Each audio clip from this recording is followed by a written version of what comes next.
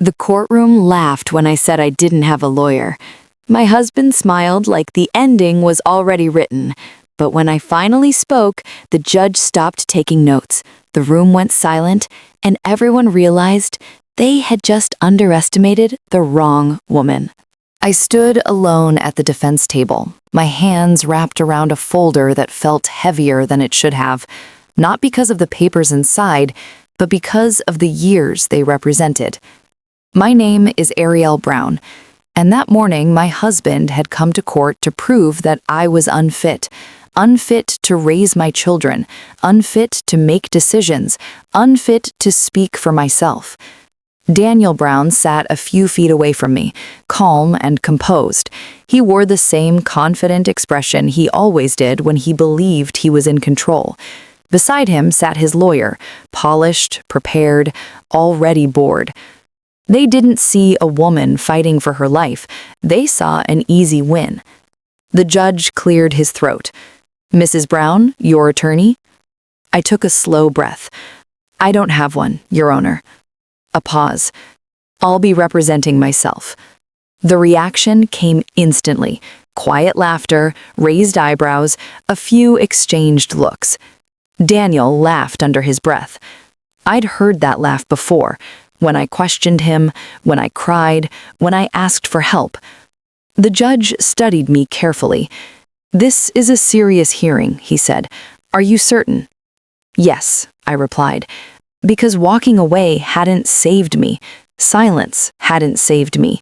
So today, I would speak. The judge nodded once. "Proceed, Mrs. Brown." And the room finally paid attention. I didn't begin with accusations. I began with how much I loved him. "I met Daniel 12 years ago," I said. "He was charming, ambitious. He made me feel chosen." Daniel smiled slightly, as if this version of the story suited him. "Our life looked perfect," I continued. "Good jobs, a beautiful home, 2 children people loved to compliment." I paused. But perfection can hide a lot. I described how small things changed first, how my opinions became interruptions, how my jokes embarrassed him, how disagreeing meant days of cold silence. I told the court how I learned to measure my words, how I learned to apologize even when I didn't understand what I'd done wrong. "I wasn't afraid of him," I said quietly. "I was afraid of losing peace." I submitted emails, texts where he called me unstable, messages where he questioned my memory, my judgment, my sanity. Daniel's attorney stood. "Objection. These messages are taken out of context." I looked at the judge. "The context," I said, "is a marriage where control replaced love." The courtroom grew still. Daniel stopped smiling. The judge turned to Daniel.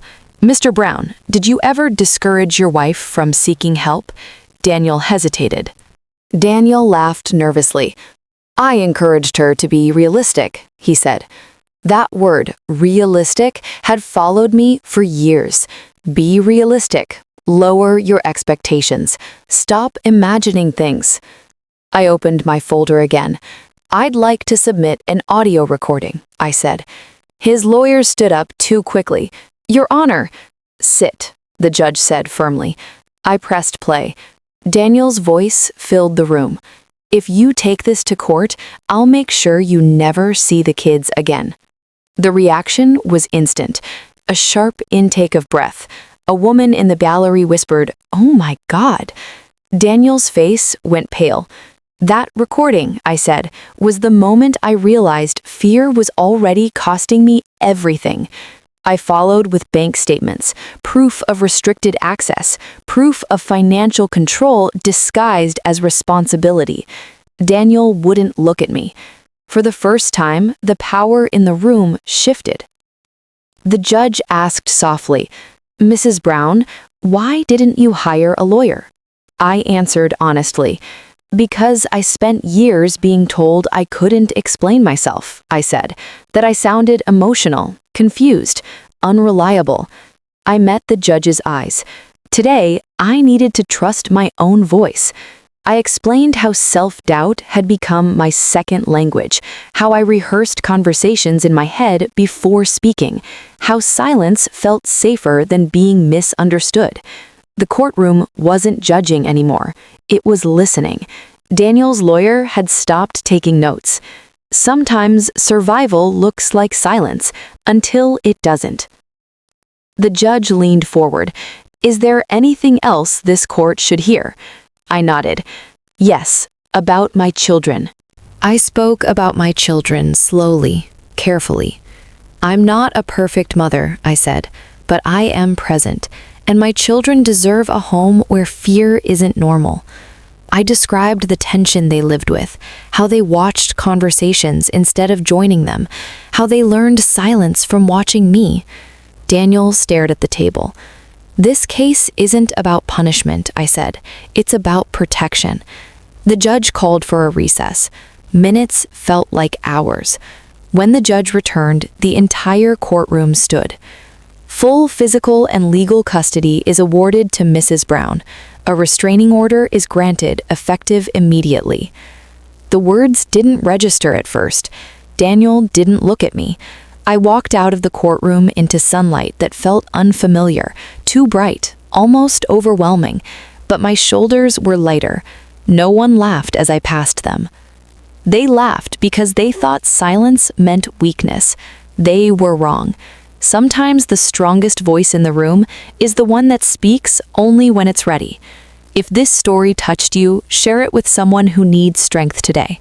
Like, subscribe, and stay with us, because unheard voices deserve to be heard.